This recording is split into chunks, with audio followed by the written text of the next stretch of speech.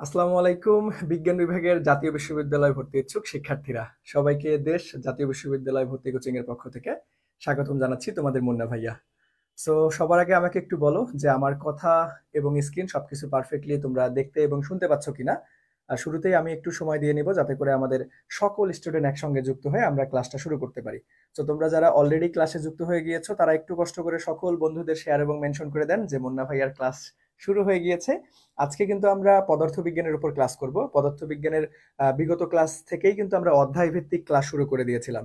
আমরা শুরু করেছিলাম নিউটনিয়ান বলবিদ্যা অধ্যায়টি। এই অধ্যায়টি কিন্তু খুবই গুরুত্বপূর্ণ। তুমি যেখানেই পরীক্ষা দাও না কেন, জাতীয় বিশ্ববিদ্যালয় হোক, অন্যান্য পাবলিক ইউনিভার্সিটি হোক, যেখানেই পরীক্ষা দাও না কেন ভাই, এই নিউটনিয়ান বলবিদ্যা থেকে একটা প্রশ্ন বা দুইটা প্রশ্ন মাস্ট পাবা। সো আমরা তোমাদেরকে বলেছিলাম যে যেই অধ্যায়গুলো সব থেকে বেশি গুরুত্বপূর্ণ বা যেই অধ্যায়গুলো একটু বড় বা যেই অধ্যায়গুলোতে তোমাদের একটু সমস্যা বেশি হয়, সেই অধ্যায়গুলোতেই আমরা আগে শেষ করব। কেন? কারণ আমরা তোমাকে বলেছিলাম যে ভাই আমরা কঠিন প্রশিক্ষণ নিব যাতে যুদ্ধটা আমাদের সহজ হয়ে যায়। সো আমাদের যেহেতু এখনো অনেক সময় আছে, আমরা সুন্দরভাবে সাজানো গোছানো ওয়েতে আমরা পুরো সিলেবাসটা শেষ করতে পারবো। এই জন্য আমরা যেগুলো তোমাদের একটু কঠিন মনে হয়, যেগুলো অধ্যায় একটু বড় বড়, সেই অধ্যায়গুলো তো দেখে একদম চুলচেরা বিশ্লেষণ করে ভেঙে ভেঙে প্রত্যেকটা অধ্যায় ক্লিয়ার করবো। নিউটনিয়ান বলবিদ্যা একটু বড় অধ্যায়, এই জন্য আমরা এটার উপর দুইটা ক্লাস নিব। একটা ক্লাস ইতিমধ্যে আমরা নিয়ে ফেলেছি।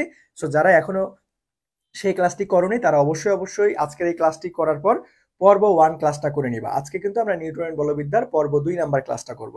সো সবাই একটু আমাকে বলো যে ভাইয়া তোমরা পারফেক্টলি দেখতে এবং শুনতে পাচ্ছ কিনা এবং ওভারঅল সবকিছু ঠিকঠাক আছে কিনা। এই তো আমরা মোটামুটি আস্তে আস্তে সবাই চলে আসতেছি, সবাই সালাম দিচ্ছ। ওয়ালাইকুম আসসালাম ভাইয়া, কেমন আছো তোমরা? আজকে কিন্তু অনেক দিন পর সবার মন ভালো থাকার কথা, তাই না? অনেক দিন পর আমরা বৃষ্টির আলটিমেটলি হচ্ছে সান্নিধ্য পাইছি। তো আমি একটু আগেই হচ্ছে বাইরে ছিলাম তোমাদের ক্লাসের জন্য, আমি ভিজে ভিজে বাইক নিয়ে খুব দ্রুত আসার ট্রাই করলাম আসলে। আমারও একটু ঠান্ডা লেগে গেছে কারণ আলটিমেটলি হচ্ছে বেশ কিছু পথ আমি ভিজে চলে আসছি ক্লাস নেওয়ার জন্য। ঠিক আছে। সো ঢাকা শহরে তো এমনি যানজটের অবস্থা তো তোমরা সবাই জানো। উল্টা আরো যে মুষলধারে বৃষ্টি হয়েছে, সো মোটামুটি একদম পুরা শরীর ভিজে শেষ। কিন্তু তোমাদের ক্লাস, সো ক্লাস তো দেরি করা যাবে না। এই জন্য ভাইয়া একদম খুব দ্রুততার সহিত চলে আসছে, তাও মনে করো দেখা গেছে যে 5-7 মিনিট হয়তো একটু লেট হয়েছে। তো সবাই একটু বলো যে ভাইয়া সবকিছু ঠিকঠাক আছে কিনা।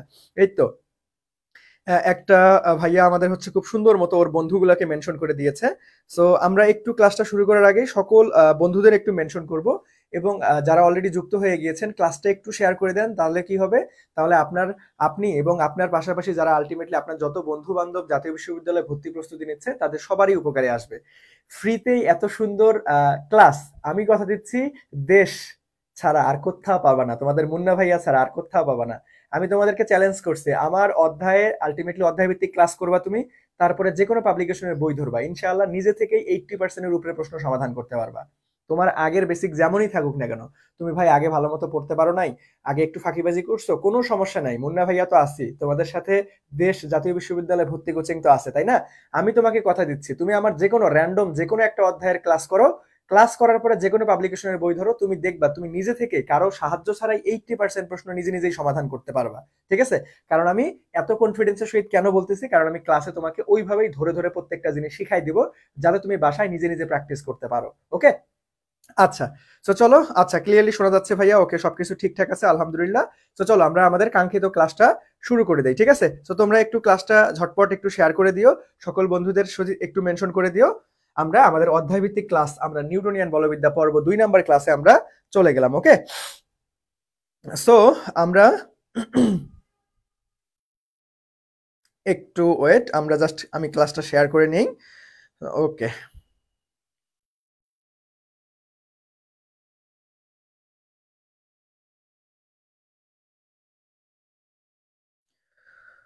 ওকে ঠিক আছে। সো চলেন তাহলে আমরা আমাদের আজকের কাঙ্ক্ষিত ক্লাস শুরু করে দিই। শেয়ার ডান, এই তো সবাই ধন্যবাদ। ওকে আচ্ছা, তো চলো আমরা পর্ব 1-এ কি কি পড়ছিলাম আমি তোমাদের একটু রিমাইন্ডার দিই। যেহেতু নিউটনিয়ান বলবিদ্যা অধ্যায়টার নাম, সো আমরা নিউটনিয়ান বলবিদ্যার বল নিয়ে বিস্তারিত আলোচনা করেছি। সো বলের আলটিমেটলি ম্যাথমেটিক্স কিভাবে আমরা সমাধান করব, বল থেকে কি ধরনের ম্যাথমেটিক্যাল টাইপের প্রশ্ন আসতে পারে, তারপরে বল থেকে আমরা থিওরি টাইপ প্রশ্ন, মৌলিক বল থেকে, বলের ক্লাসিফিকেশন থেকে পড়ে ফেলছিলাম। তারপরে আমরা বলের ঘাত সম্পর্কে পড়েছিলাম। তারপরে আমরা ঘর্ষণ সংক্রান্ত পড়েছিলাম। এগুলান সুন্দর মতো আদ্যপ্রান্ত আমরা অর্থাৎ রৈখিক পার্টটা কিন্তু পড়ে ফেলেছি। আজকে আমরা রৈখিক পাঠের কিছু অংশ, তারপরে আমাদের কৌণিক পাঠের অংশ পড়বো। আজকের পাঠের মধ্যে আমরা কি কি থাকবে, সব থেকে যেটা গুরুত্বপূর্ণ টপিক যে ভাইয়া আমাদের ভরবেগের সংরক্ষণশীলতার নীতি। এখান থেকে বারবার ম্যাথমেটিক্যাল টাইপের প্রশ্ন আসে। সো ভরবেগের সংরক্ষণশীলতার নীতি পড়বো, কৌণিক পার্টটাই আমরা পুরোটাই পড়বো, ঠিক আছে? সো চলো আমরা বেশি কথা না বাড়িয়ে আমাদের আজকের কাঙ্ক্ষিত ক্লাসটা শুরু করি। সো আমরা সর্বপ্রথম যে টপিকটা পড়বো সেটাই হচ্ছে আমাদের কি ভাইয়া, ভরবেগের সংরক্ষণশীলতা। সেটাই কি আমাদের ভরবেগের সংরক্ষণশীলতা। এখন ভরবেগের সংরক্ষণশীলতা একদম সোজা বাংলা ভাষায় আমি তোমাকে যদি বুঝাই যে ভাইয়া একদম সহজ করে বুঝান আমাদের, তাহলে আমাদের খুব বুঝতে সুবিধা হয়। হ্যাঁ, একদম আমাদের বুঝার মতো করে আমি তোমাকে বুঝাচ্ছি যে তোমরা আলটিমেটলি এক কথায় বুঝে যাবা যে ভাইয়া ভরবেগের সংরক্ষণশীলতা নীতি কেমন। সংঘর্ষের আগে এবং সংঘর্ষের পরে বস্তুর আলটিমেটলি ভরবেগটা কি হবে, সমান হবে। বস্তুর ভরবেগ সংঘর্ষের আগে এবং সংঘর্ষের পরে সমান হবে। সো আমরা এখান থেকে দেখো এই সূত্রটা কিন্তু আমরা সবাই জানি যে ভাইয়া m1u1 plus m2u2 equal to m1u1 plus m2u2, ঠিক আছে? সো আমরা এখানে u2 না দিয়ে আমরা এখানে v দিতে পারি, এখানে v2 দিতে পারি, ঠিক আছে? তো সংঘর্ষের আগে আদি যেহেতু কথা বলা আছে, তার মানে আমরা আদি বেগকে u দ্বারা প্রকাশ করছি, এবং সংঘর্ষের পরে শেষ ভরবেগ, তার মানে আমরা শেষ বেগ v দ্বারা প্রকাশ করেছি। সো আমাদের m1u1 plus m2u2 equal to আমাদের m1 v1 plus m2 v2। So এই সূত্রটা আমরা সবাই কম বেশি পরিচিত, তাই না? এই সূত্রটা আমরা সবাই চিনি যে ভাইয়া ভরবেগের সংরক্ষণশীলতার নীতি এটা। এখন আমি তোমাদেরকে দেখো একটু ভিন্ন রকম ভাবে শেখাবো, যে আমি বলবো যে ভাই এইখানে আমাদের প্লাস মাইনাস দুইটাই হইতে পারে, আবার এইখানে আমাদের প্লাস মাইনাস দুইটাই হইতে পারে। সো এখন ব্যাপারটা দেখো একটু, যে ভাইয়া m1u1 plus minus m2u2 equal to m1v1 plus minus m2v2। এখন কথা হচ্ছে যে ভাই এখানে আপনি প্লাস মাইনাস কেন বললেন, কখন প্লাস হবে কখন মাইনাস হবে? সো চলো একটু শিখে আসি সেটা। সো চলেন আগে আমরা শিখে আসি যে ভাইয়া সংঘর্ষটা আসলে কত ধরনের হইতে পারে, ঠিক আছে? তো সংঘর্ষ মূলত দুই ধরনের হয়। একটা হচ্ছে স্থিতিস্থাপক সংঘর্ষ, আর একটা হচ্ছে ভাইয়া অস্থিতিস্থাপক সংঘর্ষ। তো স্থিতিস্থাপক সংঘর্ষে কি হয়, গতিশক্তি সংরক্ষিত থাকে। এটা থিওরি টাইপ প্রশ্ন আসতে পারে, ডিরেক্ট মুখস্থ রাখতে হবে। স্থিতিস্থাপক সংঘর্ষে কি হয় ভাইয়া, যে গতিশক্তি সংরক্ষিত থাকে। আর অস্থিতিস্থাপক সংঘর্ষে কি হয়, গতিশক্তি সংরক্ষিত থাকে না। আরো একটা জিনিস আছে, এটা খুবই গুরুত্বপূর্ণ, সেটা হচ্ছে স্থিতিস্থাপক সংঘর্ষে বেগের বিনিময় হয়। কি হয় ভাইয়া, বেগ বিনিময় হয়। স্থিতিস্থাপক সংঘর্ষে বেগ বিনিময় হয়। আর এখানে অস্থিতিস্থাপক সংঘর্ষে কি হয় ভাইয়া, বেগ বিনিময় হয় না, ঠিক আছে? সো এই দুইটা আমাদের থিওরি টাইপ প্রশ্নে ডিরেক্ট আসতে পারে, এটা একটু কষ্ট করে মনে রাখতে হবে আমাদের। কি ভাইয়া, একটু কষ্ট করে মনে রাখতে হবে। সংঘর্ষ মূলত কয় ধরনের, দুই ধরনের, একটা হচ্ছে স্থিতিস্থাপক সংঘর্ষ, একটা হচ্ছে অস্থিতিস্থাপক সংঘর্ষ। তো এখন এই সংঘর্ষের আমরা বিভিন্ন টার্ম গুলান দেখবো। তো চলো আমরা কন্ডিশন নাম্বার 1, সংঘর্ষের আগের অবস্থা। দেখেন আমরা এখন পড়বো সংঘর্ষের আগের অবস্থা, কিভাবে সংঘর্ষ হইতে পারে।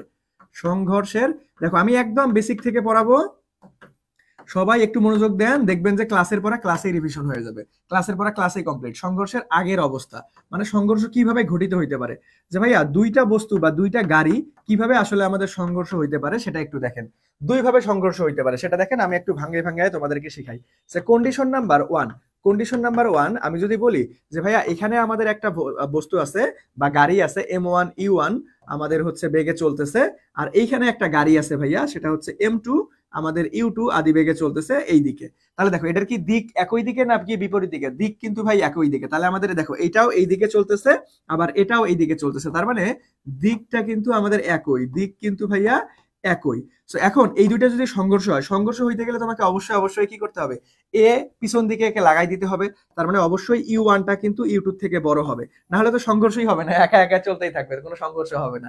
তো সংঘর্ষ হইতে গেলে কি হতে হবে, যে ভাই m1 বস্তুটা বা m1 গাড়িটা m2 কে লাগাই দিতে হবে, পিছন দিক থেকে লাগাই দিবে। তাহলে আমরা কি পাবো ভাই, অবশ্যই আমাদেরকে u1টা বড় করতে হবে, প্রথম গাড়ির বেগটা বড় করতে হবে, না হলে তো এর লাগাই দিবে না, সংঘর্ষই হবে না, ঠিক আছে? তো আমরা কি করলাম, যে ভাই দিক একই দিয়ে পিছন দিক থেকে লাগাই দিলাম। তাহলে দিক যদি একই হয় তাহলে চিহ্ন, সবাই খেয়াল রাখবা, দিক একই হলে চিহ্ন হয় প্লাস। তাহলে আমাদের এই সূত্রটা আমরা m1u1 প্লাস m2u2 লিখতে পারবো।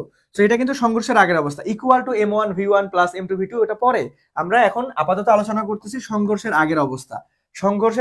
তাহলে সংঘর্ষের আগের অবস্থা, দিক যদি একই দিকে হয় ভাইয়া, সংঘর্ষের আগের অবস্থা কি, দিক যদি একই দিকে হয় তাহলে আমরা প্লাস বলবো, আবার আসেন কন্ডিশন নাম্বার 2, গাড়ি কি শুধুমাত্র পিছন দিকে লাগাই দিবে? না, আমাদের তো মুখোমুখিও লাগতে পারে। মুখোমুখি সংঘর্ষ হইতে পারে না গাড়িতে, মুখোমুখি সংঘর্ষ হইতে পারে না ভাই? তাহলে দেখেন আমরা মুখোমুখি সংঘর্ষ করে দিব এবার, যে ভাইয়া m1 গাড়িটা u1 বেগে যাচ্ছে, আবার এইখানে m2 গাড়িটা আমাদের ইউ2 বেগে বিপরীত দিকে, তাহলে দেখো এখন কিন্তু মুখোমুখি সংঘর্ষ হয়েছে, তার মানে দিক বিপরীত, দিক কিন্তু বিপরীত। সো দিক বিপরীত হলে ভাইয়া, দিক বিপরীত হলে আমাদের কি হবে, চিহ্ন মাইনাস হবে। দিক বিপরীত হলে চিহ্ন মাইনাস, তার মানে তখন আমাদের সূত্রটা দাঁড়াবে এমন, m1u1 মাইনাস m2 আমাদের ইউ2। সো এখন একটু বলেন দেখি যে কখন প্লাস কখন মাইনাস সংঘর্ষের আগের অবস্থায়, এটা কি সবাই ক্লিয়ারলি বুঝছেন? এটা কি সবাই ক্লিয়ারলি বুঝতে পারলাম রে? এটা কি সবাই ক্লিয়ারলি বুঝতে পারলাম কিনা একটু বলো দেখি। যে ভাইয়া সংঘর্ষের আগের অবস্থায় আমাদের কখন প্লাস হবে কখন মাইনাস হবে সেটা আমরা কি দেখে বুঝবো? মূলত সেটা হচ্ছে আমাদের প্লাস মাইনাস নির্ধারণ করতে হবে, অর্থাৎ চিহ্ন। দেখো এখানে নোট করে দেই, চিহ্ন চিহ্ন চিহ্ন আমাদের কি দিক বিবেচনায় দিতে হবে, দিক বিবেচনা করে দিতে হবে, বিবেচনা করে দিতে হবে। ঠিক আছে, চিহ্নটা আমরা কিভাবে বুঝবো কখন প্লাস কখন মাইনাস? যে ভাইয়া দিক একই হলে প্লাস, দিক বিপরীত হলে মাইনাস, দিক বিপরীত হলে মাইনাস। সবার কি ক্লিয়ার? সবার কি ক্লিয়ার কিনা ভাইয়া বলো দেখি, সবাই আমরা ক্লিয়ারলি বুঝতে পারলাম কিনা? এই তো তাম্মি বলতে পারছো জি ভাইয়া বুঝতে পারছে, আচ্ছা ধন্যবাদ। সো চলুন এখন আমরা তো সংঘর্ষের আগের অবস্থাটা দেখলাম ভাইয়া, সংঘর্ষের পরের অবস্থা কি হইতে পারে? সংঘর্ষের পরের অবস্থাটা একটু চলে দেখে আসি। যে ভাইয়া এখন দুইটা গাড়িকে যদি আমরা সংঘর্ষ লাগাই দেই তাহলে সংঘর্ষের পরের অবস্থাটা কিরকম হবে?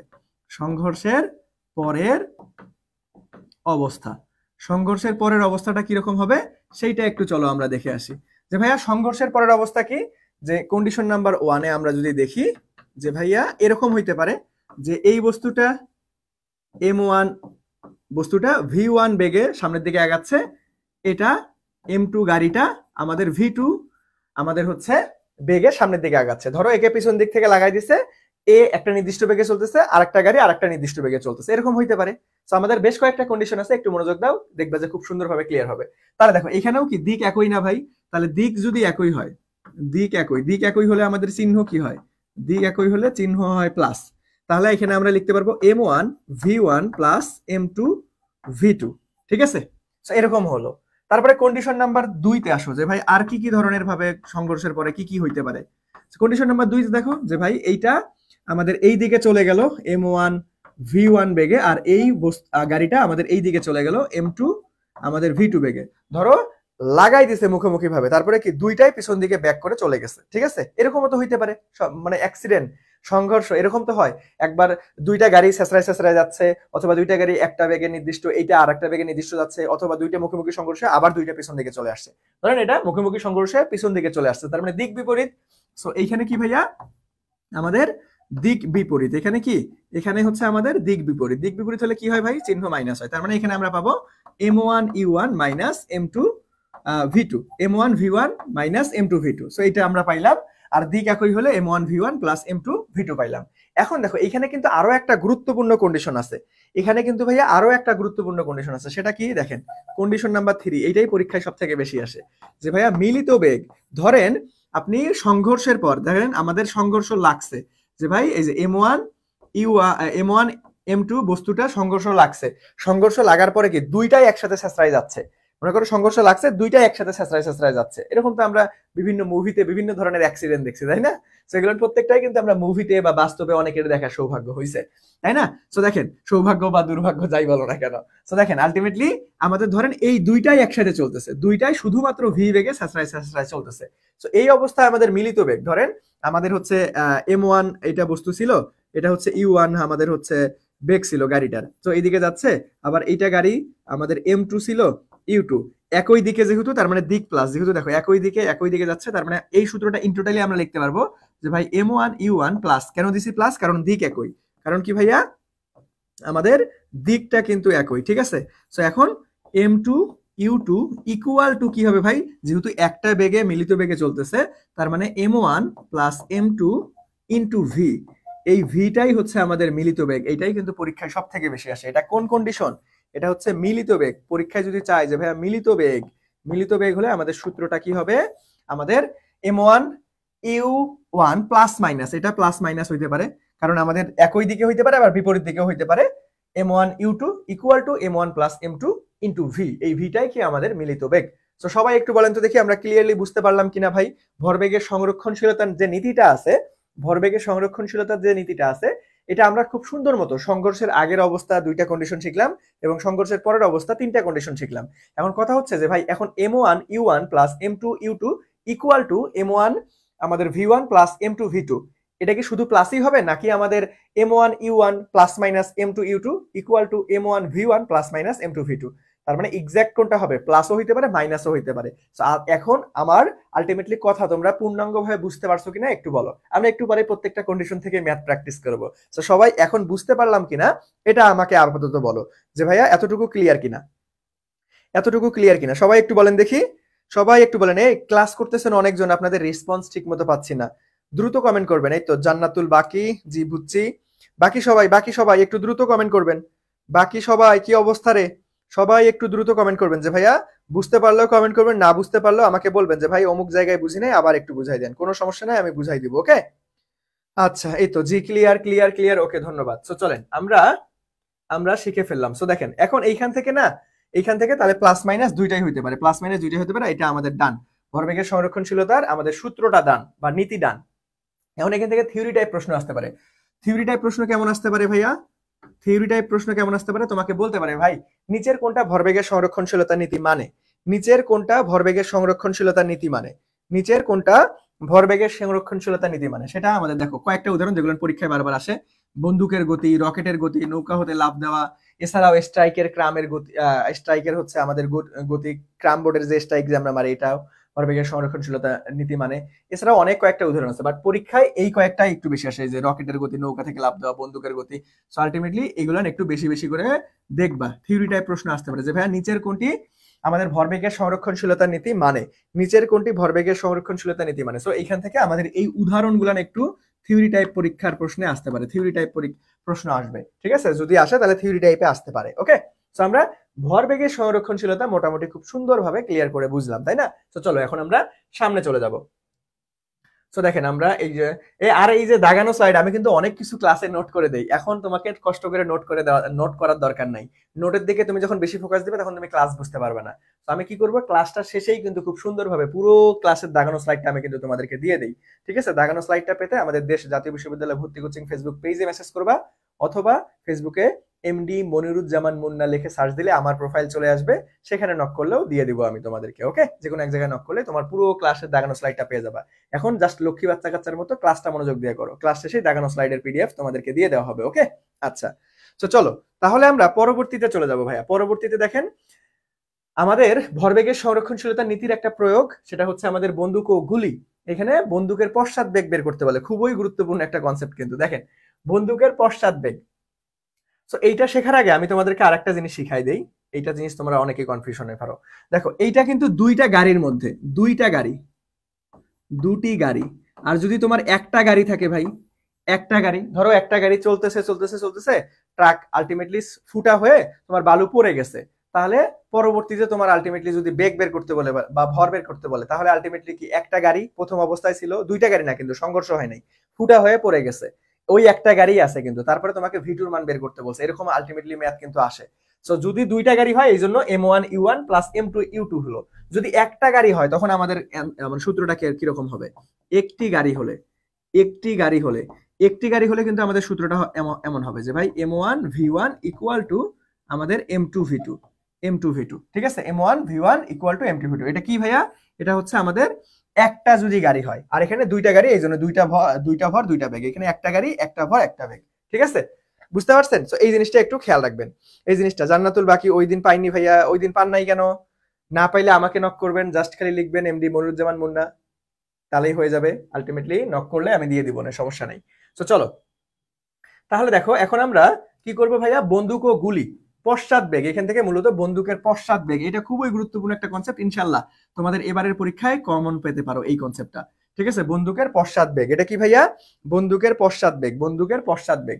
সো বন্দুকের পশ্চাৎ বেগ, এই যে আমাদের আলটিমেটলি সূত্রটা কি ভাইয়া, ভি ইকুয়াল টু মাইনাস, যেহেতু পশ্চাৎ বলছে, দেখেন এখানে একটা নোট আছে, যদি তোমাকে পশ্চাৎ বলে, পশ্চাৎ মানে নিজেই নেগেটিভ, পশ্চাৎ বলা থাকলে প্রশ্নে যদি প্রশ্নে পশ্চাৎ বলা থাকে, তাহলে আমরা সূত্রে মাইনাস নিব না, সূত্রে নেগেটিভ চিহ্ন নিব না, চিহ্ন নিব না। আর যদি বলে যে ভাই আমার শুধুমাত্র বন্দুকের বেগ, বন্দুকের বেগ, বন্দুকের বেগ বের করো, তখন কিন্তু আমরা নেগেটিভ নিব, নেগেটিভ নিব। ব্যাপারটা হচ্ছে ত্বরণ আর মন্দনের মতো। যদি তোমাকে বলে যে ভাই মন্দন কত, তাহলে মন্দন তো অলওয়েজ নেগেটিভ মানই আসবে, তাই না? আমরা তো জানি মন্দন করতে গেলে নেগেটিভ মান আসবে, কিন্তু আমরা উত্তরে যখন লিখি তখন কিন্তু আর নেগেটিভ নেই না, কারণ মন্দন নিজেই নেগেটিভ। ঠিক একইভাবে পশ্চাৎ, পশ্চাৎ কিন্তু নিজেই নেগেটিভ, মানে পিছন দিকে বোঝাচ্ছে, তার মানে নেগেটিভ চিহ্ন আসবেই। যদি তোমার বলে যে ভাই এটার পশ্চাৎ বেগ কত, তখন কিন্তু অপশনে উত্তরে কখনোই তোমাকে মাইনাস মান দেখানো যাবে না, কারণ পশ্চাৎ মানে নিজেই নেগেটিভ, সো মাইনাসটাকে স্কিপ করতে হবে। আর যদি বলে শুধুমাত্র যে ভাই বন্দুকের বেগ কত, তখন তুমি নেগেটিভ সহ অ্যান্সার দিতে পারো, কোনো সমস্যা নাই। ওকে, আচ্ছা। তো এখন আমাদের এই বন্দুকের পশ্চাৎ বেগ নির্ণয় সূত্র কি, যে ভাইয়া বড় হাতের ভি বা capital V equal to minus small M small V divided by capital M. এখন কথা হচ্ছে যে ভাই এম ভি, একটা হচ্ছে বড় হাতের বা আমাদের হচ্ছে ক্যাপিটাল লেটার, আর একটা হচ্ছে ছোট হাতের বা স্মল লেটার, এটা কেন আসলে? তো দেখেন, আমরা বন্দুক বড় না গুলি বড়? গুলি তো ছোট্ট একটু ভাই, তাই না? গুলি তো ছোট্ট একটা, বন্দুক কিন্তু বিশাল বড়, বন্দুকটা এত বড়। আর গুলি তো জাস্ট খালি ম্যাগাজিনের ভিতরে থাকে, ছোট ছোট গুলি থাকে, তাই না? সো আমরা যেহেতু বন্দুক বড়, এই জন্য বন্দুককে আমরা ক্যাপিটাল লেটার দ্বারা প্রকাশ করছি, ক্যাপিটাল লেটার দ্বারা প্রকাশ করছি। আর যেহেতু গুলি বড়, গুলি ছোট, এই জন্য আমরা স্মল লেটার দ্বারা প্রকাশ করছি। এমনি মনে রাখবা। তার মানে আমরা কার পশ্চাৎ বেগ বের করব, যে ভাই বন্দুকের পশ্চাৎ বেগ। তার মানে বড় হাতের ভি ইকুয়াল টু, যেহেতু পশ্চাৎ আমাদের নেগেটিভ বুঝাবে, তাহলে আমাদের minus M V divided by বড় হাতের এম। এখন দেখো, প্রশ্নে যদি বলে যে ভাই পশ্চাৎ বেগ কত, তখন কিন্তু অপশনে আমরা মাইনাস দাগাবো না। আর যদি বলে বন্দুকের বেগ কত, কোনো পশ্চাৎ পশ্চাৎ বলে নাই, তাহলে আমরা খুব সুন্দর মতো দাগাই দিব, মাইনাস থাকলে মাইনাসই দাগাবো। আর যদি আমাদের পশ্চাৎ থাকে, তাহলে এ নাম্বার অপশনে যতই মাইনাস থাকুক না কেন, মাইনাস কিন্তু দাগানো যাবে না, কারণ পশ্চাৎ নিজেই নেগেটিভ। ওকে, সবাই কি বুঝতে পারলাম রে? বন্দুক এবং গুলি, সবাই একটু বলো বন্দুক এবং গুলি বুঝতে পারছেন কিনা। আচ্ছা, যারা যারা পান নাই সমস্যা নাই, নক করিয়েন, আমি দিয়ে দিব, সমস্যা নাই, সবাইকেই দাগানো স্লাইডের পিডিএফ দিয়ে দিব। ওকে, সো এখন আমাকে একটু বলেন দেখি যে ভাইয়া বন্দুক এবং গুলি সবার কনসেপ্ট ক্লিয়ার কিনা। এখনই আমরা এই ভরবেগের সংরক্ষণশীলতা নীতির সংঘর্ষ থেকে, বন্দুক এবং গুলি থেকে, প্রত্যেকটা কনসেপ্ট থেকে ম্যাথ সমাধানে যাব। সো আগে বলো যে ভাইয়া তোমরা পারফেক্টলি বুঝতে পারলা কিনা। তোমরা বলো যে ভাইয়া পারফেক্টলি সবাই বুঝতে পারছো কিনা, পারফেক্টলি সবাই বুঝতে পারছো কিনা। সবাই একটু দ্রুত আমাকে বলো যে ভাইয়া পারফেক্টলি আপনারা বুঝতে পারছেন কিনা।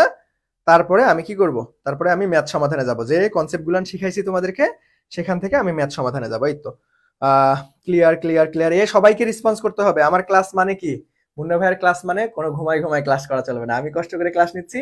সো অফলাইনে হলে তোমাদেরকে মজা দেখাইতাম, ঠিক আছে? সো আলটিমেটলি অফলাইনে হলে খুব সুন্দর মতো পড়াইতাম, আবার প্রশ্ন ধরতাম। এখন তো আলটিমেটলি ওইভাবে তোমাদেরকে সামনাসামনি পাওয়া যাচ্ছে না, কিন্তু এখন নিজ দায়িত্বে তোমাদেরকে কি করতে হবে, আলটিমেটলি রেসপন্স করতে হবে। বুঝতে পারলে রেসপন্স করতে হবে, না বুঝতে পারলে রেসপন্স করতে হবে। এবং আলটিমেটলি যখন আমি প্রশ্ন সমাধান করবো তখন উত্তর দিতে হবে। আবার মনে করো আলটিমেটলি যে ভাই ভুল হবে নাকি সঠিক হবে, এগুলো ভাইবা চিন্তা না, তুমি যেটা জানো সেটা তোমাকে অবশ্যই কমেন্ট সেকশনে জানাতে হবে। যত পারো আমার ক্লাসে ভুল করো, আমি এই কথাটা বারবার করে বলি যে ভাই অ্যাপ্রোচ করো, প্রশ্ন সমাধান করার ট্রাই করো। ভুল হোক কোনো সমস্যা নাই, ভুল হলে তো আমি আসি, ওই কনসেপ্টটা সুন্দর মতো ক্লিয়ার করাই দিব। তুমি যদি ভুল না করো তাহলে তো আমি বুঝতে পারবো না তোমার ওই টপিকে আদৌ সমস্যা আছে কিনা। তো যত পারো আমার ক্লাসে ভুল করো, মোস্ট ওয়েলকাম। যাতে এই ভুলগুলান পরীক্ষার হলে রিপিট না হয়, ঠিক আছে? তাহলে আমাদের এই সার্থকতা, আমাদের দেশ কর্তৃক যে তোমাদেরকে সম্পূর্ণ ফ্রিতে আমরা সুন্দর মতো কোয়ালিটিফুল ক্লাসগুলান করাচ্ছি, তখন আমাদের এই ক্লাসগুলান সার্থকতা হবে, তখন তোমরা ভালো পজিশনে চান্স পাবা। ওকে, আচ্ছা। তো এখন দেখেন, আমরা একটু প্রশ্ন সমাধানে যাই। এটা অনেক ভাইটাল একটা প্রশ্ন, এটা ঢাকা বিশ্ববিদ্যালয়ে আসছিল, অন্যান্য বিশ্ববিদ্যালয়ে আসছিল, তোমাদের জাতীয় বিশ্ববিদ্যালয়ে আসতে পারে। খুবই জোস একটা প্রশ্ন, সবাই একটু দেখেন যে ভাইয়া পারা যায় কিনা। তো দেখেন এখানে কি বলছে, স্থির অবস্থায় থাকা। তাহলে দেখেন আমাদের প্রথমেই কিওয়ার্ড বলা আছে স্থির অবস্থায় ছিল, তার মানে ভাই আদিবেগ শূন্য ছিল। স্থির অবস্থা মানে আদিবেগ শূন্য। ওকে, তাহলে দেখেন স্থির অবস্থায় থাকা একটা বস্তু বিস্ফোরিত হয়ে M1 M2 ভরের দুটি বস্তুতে পরিণত হইল, ঠিক আছে? আচ্ছা, যথাক্রমে V1 এবং V2 বেগে বিপরীত দিক, দেখছেন এই যে এইখানে কিন্তু খেলা, যে ভাইয়া একই দিক নাকি বিপরীত দিক, এটা অনুযায়ী কিন্তু চিহ্ন আসলে নির্ধারণ করতে হবে। তোমাকে বলে দিছে যে ভাই বিপরীত দিকে চলমান, তার মানে V1 is to V2 এর মান কত, V1 is to V2 এর মান কত। খুবই জোস একটা প্রশ্ন, সুন্দর একটা প্রশ্ন, সবাই একটু উত্তর করার ট্রাই করেন দেখি ভাইয়া, সবাই একটু উত্তর করার ট্রাই করেন। দেখেন আমাদের কি বলছে, যে ভাই স্থির অবস্থায় থাকা একটা বস্তু বিস্ফোরিত হয়ে দুইটা বস্তুতে পরিণত হয়েছে। এখন হওয়ার পরে যথাক্রমে একটা বেগ আর একটার বস্তুর আর একটা বেগ, অর্থাৎ দুইটার বস্তু আলাদা আলাদা বেগ বিপরীত দিকে গেছে। বিপরীত দিকে যাওয়া মানে কি, যে ভাই ধরেন এইটা এই দিকে চলে গেছে, এইটা এই দিকে চলে গেছে। তাহলে একটু আগে আমি তোমাদেরকে কি বুঝাইলাম, যে ভাই দিক বিপরীত হলে চিহ্ন কি হয়, প্লাস না মাইনাস? সবাই কমেন্ট করো, উত্তর পরে আগে বলো যে দিক যদি বিপরীত হয় তাহলে প্লাস হয় না মাইনাস হয়? দিক বিপরীত হলে প্লাস হয় না মাইনাস হয়? সবাই একটু বলো। দিক বিপরীত হলে প্লাস হয় না মাইনাস হয়? সবাই বলো দ্রুত। দিক বিপরীত হলে প্লাস হয় না মাইনাস হয়? সবাই একটু বলো তো দেখি ভাইয়া, দিক বিপরীত হলে প্লাস হয় না মাইনাস হয়? একটু আগেই ক্লিয়ার করছি যে ভাইয়া দিক বিপরীত হলে কিন্তু আমাদের চিহ্ন হয়ে যাবে মাইনাস। এখন কখন চিহ্ন মাইনাস হবে, সংঘর্ষের আগে নাকি সংঘর্ষের পরে? সবাই একটু ভালো মতো মনোযোগ দেন। দেখেন পরে দুইটা বস্তু যথাক্রমে এত এবং এত বেগে, তার মানে সংঘর্ষ হওয়ার পর কিন্তু এত বেগে বিপরীত দিকে যাচ্ছে, তার মানে সংঘর্ষ হওয়ার পরের সূত্রটাতে মাইনাস হবে। তাহলে দেখেন আমাদের স্থির অবস্থায় থাকা একটা বস্তু আমাদের বিস্ফোরিত হয়ে এত এত গেছে। তাহলে ভাই স্থির অবস্থায় থাকলে যদি আমরা m1u1 প্লাস m2u2 বলি, তাহলে দেখেন আমাদের দুইটা ইউ এর মানেই কিন্তু শূন্য, কারণ ছিল হচ্ছে স্থির। স্থির এখন শূন্যের সাথে যাই গুণ করো না কেন এটা ইন টোটালি শূন্য হয়ে যাবে। তার মানে আমরা লিখতে পারি শূন্য ইকুয়াল টু আমাদের হচ্ছে দুইটা বেগে যেহেতু বিপরীত দিকে চলে যাচ্ছে, তার মানে আমরা m1 v1 মাইনাস, কেন মাইনাস নিছি কারণ এখানে বিপরীত দিক বলা আছে, তাহলে m2 v2 বলতে পারবো। তো আমাদের এখানে v1 ডিভাইডেড বাই v2 এর অনুপাত বের করতে বলছে। তোমরা একটু জিনিস খেয়াল রাখবে, এই প্রশ্নটাই আসতে পারে, একটু ঘুরে আসতে পারে তোমার পরীক্ষার প্রশ্ন, দেখবা যে মাঝে মাঝে v2 ডিভাইডেড বাই v1 এটা বলছে, অনেকেই মুখস্থ অ্যান্সার বসাইতে গিয়ে ভুল করবা। সো সবার আগে খেয়াল করবা যে ভাই অনুপাতের উপরে কে আছে, এটা একটু খেয়াল রাখতে হবে। অনেক সময় রিপিট প্রশ্ন একদম সেম টু সেম আসে বাট একটু চেঞ্জ করে দেয়, ঠিক আছে? সো এই জিনিসগুলো খেয়াল রাখবা যে উপরে কোনো চেঞ্জ করছে কিনা। তাহলে দেখেন আমরা v1 ডিভাইডেড বাই v2 যদি করতে চাই তাহলে আমরা কি করতে পারি যে ভাই m1 v1 equal to m2 v2, যেহেতু মাইনাস আছে এবার পার করে দিলাম প্লাস হয়ে গেল, তাহলে v1 divided by v2 equal to m2 divided by m1। So এটাই হচ্ছে আমাদের ফ্যান্টাস্টিক ভাবে right answer. m2 divided by m1 কোথায় আছে? সবাই একটু উত্তর করো দেখি ভাইয়া কোনটা রাইট आंसर হবে। এই যে অনেকেই অ্যানসার করে ফেলছো যে ভাইয়া আমাদের হচ্ছে সি নাম্বার অ্যানসার হবে। হ্যাঁ সি নাম্বার হবে না ভাইয়া, দেখো সি নাম্বারের সামনে একটা মাইনাস আছে, বাট আমাদের তো পজিটিভ আসছে, আমাদের m2 divided by m1, B নাম্বারটা রাইট आंसर, বি নাম্বারটা হবে আমাদের রাইট आंसर। বুঝা গেল রে? আমাদের কি হবে? বি নাম্বারটা রাইট आंसर। এই তো বিথি, ওয়ালাইকুম আসসালাম ভাইয়া। হ্যাঁ এই যে বাকি সবাই মাইনাস মাইনাস হবে বলছিলা, ধন্যবাদ। তো দেখো উত্তর আলটিমেটলি হচ্ছে একজন ভুল করে ফেলছো, সি নাম্বার দিয়ে ফেলছো, সি নাম্বার কিন্তু হবে না, আমাদের বি নাম্বারটা রাইট आंसर হবে। এই প্রশ্নটা হুবহুব তোমাদের রিপিট আসতে পারে, খুবই খুবই খুবই গুরুত্বপূর্ণ একটা প্রশ্ন। তো সবাই একটু বলেন যে ভাই আমরা ক্লিয়ারলি বুঝতে পারলাম কিনা।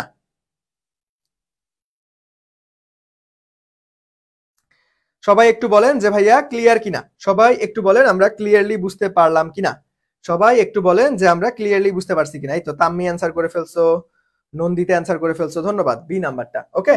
সো এই যে যারা একাই লুকাই লুকাই ক্লাস করতেছেন, আপনারা একাই লুকাই লুকাই ক্লাস করে মজা আছে, যে আপনারা আলটিমেটলি ধরেন একটা কলেজ থেকে আপনারা আলটিমেটলি একজন চান্স পাইলেন ভালো একটা কলেজে, ধরেন রাজশাহী কলেজে আপনি একজন একলাই চান্স পাইছেন, তাহলে কি মজা হবে? ক্যাম্পাস লাইফ ভালো হবে তোমার, যে ভাই সব নতুন বন্ধু, পুরাতন বন্ধু কেউ নাই। সো আপনারা যারা ক্লাস করতেছেন, আপনাদের যত বন্ধু বান্ধব একটু আছে যারা জাতীয় বিশ্ববিদ্যালয়ের জন্য পড়তেছে, তাদেরকে একটু মেনশন করেন, শেয়ার করেন, তারাও ক্লাসটা করুক, তারাও আপনাদের সঙ্গে চান্স পাক, একই কলেজে পড়বা, তখন তো বিষয়টা অনেক মজার হবে, তাই না? না হলে দেখা যাবে যে আলটিমেটলি একটা কলেজে তুমি একাই, কোনো আগের বন্ধু নাই, নতুন বন্ধু, তখন তো তোমার কোপ আপ করতেও ঝামেলা হবে, তাই না? সো আলটিমেটলি সকল বন্ধু মিলে কিন্তু একসাথে ক্যাম্পাসে থাকার মজাটাই অন্যরকম।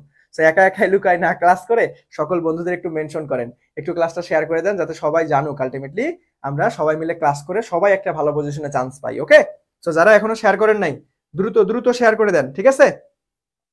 আচ্ছা আবার একটু বুঝাই দেন। দেখেন আবার বুঝাচ্ছি, এখানে কিচ্ছু না, একটা জিনিস বুঝতে হবে জাস্ট, যে ভাইয়া দেখেন স্থির অবস্থায় থাকা, স্থির অবস্থা মানে কি রে? আদিবেগ শূন্য, বিস্ফোরিত হয়ে m1 m2 বস্তু, তাহলে ভাই আদিবেগ যেহেতু শূন্য হয়, তাহলে আমাদের এই যে m1 u1 plus m2 u2, এই ইউ এর মানও শূন্য, এই ইউ এর মানও শূন্য, কারণ স্থির অবস্থায় ছিল, তার মানে পুরাটাই কি হয়ে যাচ্ছে আমাদের শূন্য, এই জন্য আমরা শূন্য ইকুয়াল টু লিখছি। তারপরে দেখেন বিস্ফোরিত হয়ে v1 এবং v2 বেগে, বিস্ফোরিত হয়ে আমাদের v1 এবং v2 বেগে আমাদের কি হয়েছে ভাই?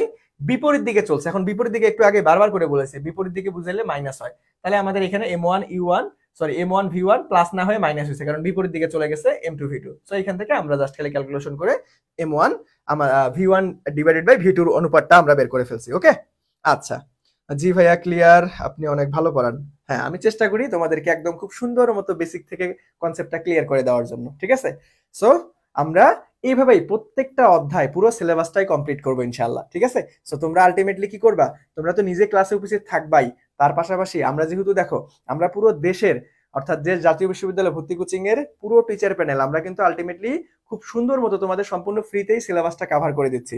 সো তোমাদের একটা নৈতিক দায়িত্ব যে আলটিমেটলি যারা জানতেছে না, যারা ফিনান্সিয়াল ক্রাইসিসের কারণে বিভিন্ন কোচিং এ ভর্তি হতে পারতেছে না বা কারো কাছে পড়তে পারতেছে না, জাতীয় বিশ্ববিদ্যালয়ে ভর্তি প্রস্তুতি কিভাবে নিব এভাবে বুঝতে পারতেছে না, তো তোমার কিন্তু ছোট্ট একটা শেয়ার অনেক ভূমিকা পালন করবে। ধরো একটা র্যান্ডম মানুষের, একটা র্যান্ডম স্টুডেন্টের সামনে গেলে ওই জানতে পারবে যে না এখানে কোয়ালিটিফুল ক্লাস ফ্রিতেই হচ্ছে। সো আলটিমেটলি এটার জন্য যাতে আমাদের এই ক্লাসগুলো সবার কাছে পৌঁছায়, এই জন্য তোমাদেরকে একটু কষ্ট করে মেনশন করতে হবে, শেয়ার করতে হবে, ঠিক আছে? সো এই কাজটা তোমরা অবশ্যই ক্লাসেই করে ফেলবা, ওকে? আচ্ছা চলো তাহলে আমরা নেক্সটে যাব। দেখেন নেক্সটে কি বলছে, যে ভাইয়া 5 কেজি ভরের একটা রাইফেল হতে 20 গ্রাম ভরের একটা বুলেট 1000 ms ইনভার্স 1 বেগে নির্গত, রাইফেলের পশ্চাৎ বেগ কত? ভাই পশ্চাৎ যেহেতু বলছে, কি বলছে ভাইয়া? পশ্চাৎ যেহেতু বলছে তাহলে সূত্রে আমরা কি নিব না, নেগেটিভ নিব না, পশ্চাৎ নিজেই একটা নেগেটিভ, ওকে? আচ্ছা তাহলে সূত্র কি শিখছি আমরা? ভি ইকুয়াল টু ছোট হাতের এম ছোট হাতের ভি ডিভাইডেড বাই বড় হাতের এম। ছোট মানে কি ভাই? গুলির ভর এবং গুলির বেগ, আর বড় হাতের কি? বন্দুকের ভর, ঠিক আছে? সো আলটিমেটলি দেখেন আমাদের গুলির ভর কত ছিল ভাই? 20 গ্রাম, বাট আমাদের সবগুলাই দেখো ms ইনভার্স 1 মিটারে আছে, তাহলে অবশ্যই আমাদের একক কনভার্সন খেয়াল রাখতে হবে, কেজিতে আনতে হবে। তাহলে 20 গ্রাম, তাহলে 20 ইন্টু 10 ইনভার্স আমাদের 3, 1000 দ্বারা ভাগ করে দিলে কেজিতে চলে আসবে, ওকে? আচ্ছা ভি এর মান কত ভাই? ভি এর মান হচ্ছে 1000। সো এখানে 10 ইনভার্স 3 না লিখে দেখো হাতে ক্যালকুলেশনের সুবিধার্থে আমরা 20 ডিভাইডেড বাই 1000 লিখি, আর এইখানে আমরা বেগের মান কত? 1000, তাহলে এখানে কাটাকাটি করতে সুবিধা হবে, তাহলে 1000 গেল। আর এখানে এম এর মান কত ভাইয়া? 5 কেজি, তাহলে এখানে 5 কেজি বসাই দাও। তাহলে দেখেন 1000 কাটা 4 5 20, তার মানে 4, তার মানে আমাদের কত অ্যান্সার আসবে? 4 ms ইনভার্স 1, 4 ms ইনভার্স 1। পশ্চাৎ বেগ যেহেতু এই জন্য আমরা কিন্তু মাইনাস নেই, পশ্চাৎ নিজেই নেগেটিভ। তাহলে আমাদের কোনটা রাইট অ্যান্সার ভাইয়া? এই নাম্বারটা ফ্যান্টাস্টিক ভাবে রাইট অ্যান্সার, যে ভাইয়া 4 ms ইনভার্স 1। আমাদের কি হবে ভাইয়া? 4 ms ইনভার্স 1। এই তো রিথি বলছো যে ভাইয়া রুটিন কি দেওয়া আছে? হ্যাঁ রুটিন দেওয়া আছে তো সুন্দর মতো। তুমি জাস্ট খালি আমাদের হচ্ছে দেশ ফেসবুক পেজটাতে খুব সুন্দর একটু স্ক্রল ডাউন করবা অথবা মেসেজ করবা, তোমাকে রুটিন দিয়ে দিবে, ঠিক আছে? আমাদের অলরেডি মনে করো বেশ কয়েকবার রুটিন পোস্ট করা হয়েছে। তো আমার সাথে তোমাদের ক্লাস হচ্ছে সপ্তাহে 2 দিন, একটা হচ্ছে ফিজিক্স ক্লাস, একটা হচ্ছে ম্যাথ ক্লাস। তো শনিবারে থাকে তোমাদের সঙ্গে আমাদের ফিজিক্স ক্লাস এবং মঙ্গলবারে থাকে তোমাদের সঙ্গে আমাদের ম্যাথ ক্লাস, ঠিক আছে? সো 2 দিন মুন্না ভাইয়া তোমাদের ক্লাস নেয়, সেটা হচ্ছে শনিবার আমাদের হচ্ছে শনিবার রাতের বেলা এবং হচ্ছে আমাদের হচ্ছে মঙ্গলবার রাতের বেলা। তো সুন্দর মতো আমার ক্লাসে তো উপস্থিত থাকবা, তার পাশাপাশি তোমাদের কেমিস্ট্রি ক্লাস হয়, বায়োলজি ক্লাস হয়, বাংলা ক্লাস হয়, ইংরেজি ক্লাস হয়, সাধারণ জ্ঞান ক্লাস হয়। তোমরা কিন্তু সবাই জানো যে এই ইউনিটের ভর্তি পরীক্ষাও তোমাকে আলটিমেটলি সবকিছুই দাগাইতে হবে, ইভেন সাধারণ জ্ঞানও দাগাইতে হবে। তো সকল ক্লাসগুলো, সকল টিচারের ক্লাস, এখানে কিন্তু সবাই অনেক এক্সপিরিয়েন্স টিচার ভাইয়া, ঠিক আছে? আমরা আলটিমেটলি বিভিন্ন বাংলাদেশের স্বনামধন্য অফলাইন প্রতিষ্ঠান, অনলাইন প্রতিষ্ঠান অনেক কয় বছর থেকে পড়াচ্ছি, ঠিক আছে? সো তোমরা ইনশাল্লাহ, আমি কথা দিচ্ছি, আমাদের সকল টিচার প্যানেলের কাছ থেকে কোয়ালিটিফুল এডুকেশন তোমরা পাবা, ঠিক আছে? সো চলো আমরা ক্লাসে চলে যাই। সো দেখেন আমরা পরবর্তীতে চলে যাই। পরবর্তীতে দেখেন রকেটের কনসেপ্ট। এই রকেটের কনসেপ্ট একটু লেস ইম্পর্টেন্ট ভাইয়া। কি ভাইয়া? রকেটের কনসেপ্টটা কিন্তু আমাদের একটু লেস ইম্পর্টেন্ট, এটা পরীক্ষায় বেশি একটা আসবে না। এখন যে জিনিসটা আসবে না কেন পড়াচ্ছি ভাই? কারণ আমি তোমাদেরকে খুব সুন্দরভাবে ক্লিয়ার করে দিচ্ছি, যদি হঠাৎ চলে আসে। এখন যেটা লেস ইম্পর্টেন্ট সেটা কিন্তু আমি ক্লাসে বলেই দিচ্ছি ভাই, এটা কিন্তু পরীক্ষায় আসার মতো না, একটু লেস ইম্পর্টেন্ট। তোমরা জাস্ট এগুলো কি করবা? দেখে রাখবা, মানে জাস্ট খালি দেখে রাখবো যদি বাই চান্স চলে আসে, তাই না? সো যেটা বেশি বেশি গুরুত্বপূর্ণ আমি কিন্তু সেটা 3 স্টার করে দিচ্ছি। তার মানে কি আলটিমেটলি তখন যখন তুমি ক্লাসটা শেষে এই দাগানো স্লাইডের পিডিএফটা নিবা, যেগুলোতে লেস ইম্পর্টেন্ট আমি লিখে দিচ্ছি সেগুলো একটু কম কম করে পড়লেও হবে। আর যেগুলো আমি ভেরি ভেরি ইম্পর্টেন্ট বলতেছি, দাগাই দিচ্ছি 3 স্টার দিয়ে, সেগুলো তোমাকে মাস্ট ভালো করে পড়তে হবে, ম্যাথ প্র্যাকটিস করতে হবে। ওইখান থেকে থিওরি টাইপ যদি আমি বলি তাহলে ওইটা মুখস্থ রাখতে হবে, বুঝা গেছে? তাহলে আমার ক্লাস করার পরে তোমার কোন টপিকটা গুরুত্বপূর্ণ, কোন টপিকটা কম গুরুত্বপূর্ণ এটাও জানা হয়ে যাবে। কারো কাছে জিজ্ঞেস করতে হবে না যে ভাই জাতীয় বিশ্ববিদ্যালয়ের জন্য ভর্তি প্রস্তুতি নিচ্ছি, কি পড়বো কি বাদ দিব। তুমি নিজেই ক্লাস করার পর ডিসাইড করতে পারবা তোমাকে কি পড়তে হবে কি বাদ দিতে হবে, বুঝা গেছে? সো আমাদের এই রকেটের কনসেপ্টটা ঠিক একটু লেস ইম্পর্টেন্ট। আমাদের কি ভাইয়া? রকেটের কনসেপ্টটা একটু লেস ইম্পর্টেন্ট। সো রকেট থেকে কয়েক ধরনের প্রশ্ন আসতে পারে। সো রকেটের ধাক্কা বল বের করতে বলে। সো আলটিমেটলি বল নির্ণয় সূত্র হচ্ছে VR into DM divided by DT. So আমাদের এটা কি? এই ভিআরটা হচ্ছে রকেটের বেগ, রকেটের বেগ, আর ডিএম ডিভাইডেড বাই ডিটি এই পুরো অংশটাকেই বলা হয় জ্বালানি নির্গমনের হার। জ্বালানি নির্গমনের হার, জ্বালানি নির্গমনের হার, ঠিক আছে? তো এখন তোমাকে যদি ত্বরণ বের করতে বলে, ত্বরণ এমনিতেই আসে না ভাই, যদি আসে তাহলে বলই আসবে। যদি আসে, এটা তো এমনিতেই লেস ইম্পর্টেন্ট, যদি আসে তাহলে বল আসবে, এছাড়া অন্য কিছু আসবে না। এখন দেখেন ত্বরণ যদি বলে তাহলে আমাদের কি, আমরা সবাই প্রথম ক্লাসে F equal to M A নিউটনের দ্বিতীয় সূত্র থেকে এই সূত্রটা শিখছিলাম, F equal to M A, তাই না?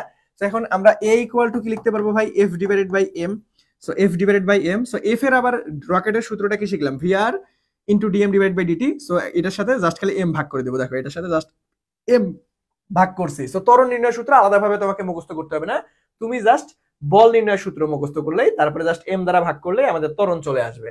এখন দেখেন যদি অভিকর্ষ ত্বরণের ক্রিয়া থাকে ভাই, ধরেন উপরে উঠতেছে বা নিচে নামতেছে, তাহলে তো তখন আর অভিকর্ষ ত্বরণ পৃষ্ঠের মান সমান হবে না, কারণ আমরা জানি ভূপৃষ্ঠে আমাদের অভিকর্ষ ত্বরণের মান কত, 9.8। বাট যদি আমরা উপরে যাই অথবা ভূপৃষ্ঠের নিচে যাই তখন কিন্তু জি এর মান আস্তে আস্তে কমতে থাকে। এগুলো আমরা অভিকর্ষ মহাকর্ষ এবং অভিকর্ষ অধ্যায়ে খুব সুন্দরভাবে দেখাই দিব। ওকে, সো তখন জি এর ক্রিয়া থাকলে তখন আমাদের সূত্রে জাস্ট খালি কি করতে হবে ভাই, এই জিটা মাইনাস করে দিতে হবে, এতটুকুই। দেখো খুবই ইজি, কিন্তু খুবই ইজি কিন্তু ভাই। বল নির্ণয় জাস্ট খালি তুমি এই সূত্রটা মুখস্থ রাখবা। কোন সূত্র? প্রথম সূত্রটা মুখস্থ রাখবা, আর বাকিগুলো এমনিতেই মনে থাকবে তোমার। ত্বরণে কি জাস্ট খালি এম দ্বারা ভাগ, আর যে অভিকর্ষ ত্বরণের ক্রিয়া থাকলে ওই অভিকর্ষ ত্বরণটা বাদ দিতে হবে। ঠিক আছে, এটা একটু লেস ইম্পর্টেন্ট, জাস্ট দেখে রাখবা। এটা একটু ভাইয়া লেস ইম্পর্টেন্ট, জাস্ট একটু দেখে রাখবা। আচ্ছা কি হইলো, নেট কি কাহিনী করতেছে? আচ্ছা একটু একটা সেকেন্ড ওয়েট করো, নেট আটকাই গেছিল নাকি? হ্যাঁ এই তো ঠিক আছে এখন। ওকে, সো চলো আলটিমেটলি দেখো আমাদের এটা একটু লেস ইম্পর্টেন্ট, একটু দেখে রাখবে। ওকে, সো চলো আমরা পরবর্তী কনসেপ্টে চলে যাব।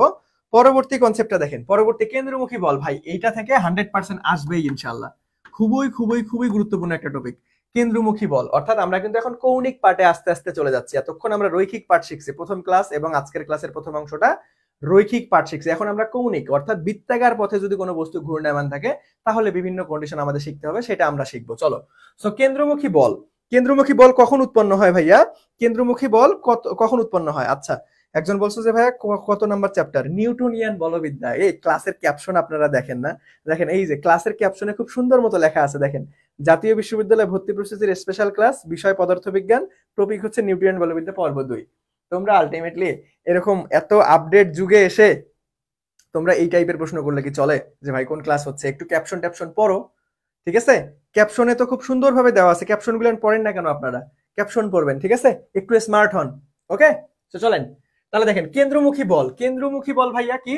কেন্দ্রমুখী বল কখন হয়? যখন আমাদের একটা বস্তু বৃত্তাকার পথে ঘূর্ণায়মান থাকবে। ধরেন আর ব্যাসার্ধের বৃত্তাকার পথে আমাদের ভি বেগে যদি একটা বস্তু ঘূর্ণায়মান থাকে তাহলে কেন্দ্রের দিকে আমাদের এফসি বল কাজ করবে। কেন্দ্রের দিকে কোনটা? আমাদের কেন্দ্রমুখী বল, অর্থাৎ সেন্ট্রাল ফোর্স কাজ করবে। তো এখন কেন্দ্রমুখী বলের বিভিন্ন রকম সূত্র আছে, সেটা আমাদেরকে একটু শিখতে হবে। তো চলেন আমি কি বলছি যে ভাইয়া প্রথম ক্লাসে বলছিলাম রৈখিক এবং কৌণিক অংশের সূত্রগুলো তোমাকে আলাদা আলাদাভাবে মুখস্থ করতে হয় না। তোমার রৈখিক সূত্র মনে থাকলে তুমি কৌণিকে অটোমেটিক কনভার্ট করতে পারবা। সেটা কিভাবে একটু শিখাই দিই, চলো। তো আমরা ধরেন কেন্দ্রমুখী বাদ, আগে রৈখিক বলের সূত্র কি শিখছি আমরা বিগত ক্লাসে, F equal to M A. তো এখন আমরা কেন্দ্রমুখী বল যদি বের করতে চাই তাহলে আমরা FC equal to M AC বলতে পারবো, অর্থাৎ কেন্দ্রমুখী ত্বরণ লাগবে আমার। তাহলে কেন্দ্রমুখী ত্বরণের সূত্রটা আমাদের জানা থাকলে আমরা কেন্দ্রমুখী বলটাও ইজিলি বের করতে পারবো। তো কেন্দ্রমুখী ত্বরণ আমরা কি জানি যে ভাইয়া আর ব্যাসার্ধের বৃত্তাকার পথে ভি বেগে কোন বস্তু ঘূর্ণায়মান থাকলে এটার কেন্দ্রমুখী ত্বরণ হয়, অর্থাৎ এসি আমরা লিখতে পারবো V square divided by R. এটা কেন্দ্রমুখী ত্বরণের সূত্র, এটা একটু মুখস্থ রাখবো, খুবই গুরুত্বপূর্ণ একটা সূত্র, ঠিক আছে? তো এখন দেখেন তাহলে আমরা এখানে বসাই দিই, তার মানে এম এসি মানে হচ্ছে ভি স্কয়ার ডিভাইডেড বাই আর। তাহলে আমরা একদম কেন্দ্রমুখী বলের বেসিক সূত্র যেটা, সেটা প্রথমটা শিখে ফেললাম যে ভাইয়া FC equal to M V square divided by R. FC equal to M V square divided by R. Okay, আচ্ছা এখন কথা হচ্ছে যে ভাই এম ওমেগা স্কয়ার আর, এই সূত্রটা আবার কেমনে আসলো? চলো এটা একটু বুঝে আসি। দেখো রৈখিক বেগ এবং কৌণিক বেগের মধ্যে সম্পর্ক স্থাপনের একটা সূত্র আছে, সেটা হচ্ছে ভি ইকুয়াল টু ওমেগা আর। সেটা কি ভাইয়া? সেটা হচ্ছে ভি ইকুয়াল টু ওমেগা আর। তাহলে এখন আমরা এই যে ভি এর জায়গায় ওমেগা আর বসাই দিব, তার মানে এম যেহেতু স্কয়ার আছে তার মানে ওমেগা স্কয়ার হবে এবং আর স্কয়ার হবে, আর নিচে আগে থেকেই তো ছিল একটা আর, তাহলে এই একটা আর এই একটা স্কয়ারের আর কেটে দাও, তাহলে আমাদের কি থাকতেছে ভাইয়া? এম ওমেগা স্কয়ার আর। মিলছে রে? মিলছে, দেখেন এই যে এম ওমেগা স্কয়ার আর মিলে গেছে। এখন কথা হচ্ছে এই সূত্র থেকে আবার 4 pi square M R divided by T square, এটা কই থেকে আসলো? দেখেন এখানে আমাদের ওমেগা আছে না, ওমেগার তিনটা সূত্র আছে, সেটা হচ্ছে একটা 2 পাই ডিভাইডেড বাই টি, আর একটা হচ্ছে 2 পাই এফ কম্পাঙ্কের সাথে সম্পর্ক, আর একটা হচ্ছে ঘূর্ণন সংখ্যা যদি দেওয়া থাকে 2 পাই এন ডিভাইডেড বাই টি। এই ওমেগার তিনটা সূত্র আছে, একটু কষ্ট করে মনে রাখতে হবে। এখন তাহলে আমরা ওমেগার তিনটা ফরমেশন পাবো। যদি আমরা 2 পাই ডিভাইডেড বাই টি বসাই তাহলে আমাদের কি পাবো ভাই? 4 pi square M R divided by T square. যদি আমরা 2 পাই এফ বসাই তাহলে আমরা পাবো 4π² f²m r। আর যদি আমরা 2πn/t² বসাই তাহলে 4π²n² ডিভাইডেড বাই t² আর উপরে আমাদের ইনটু mr থাকবে। বুঝা গেছে সবার? সবাই একটু বলেন দেখি আমরা কেন্দ্রমুখী বলটা সবাই ক্লিয়ারলি বুঝতে পারলাম কিনা ভাইয়া? আচ্ছা, রিমা বলছো ভাইয়া টি, বুঝলাম না তোমার কমেন্ট, টি দ্বারা কি বুঝাইছো ভাইয়া? একটু বলো তো দেখি সবাই আমরা ক্লিয়ারলি বুঝতে পারলাম কিনা?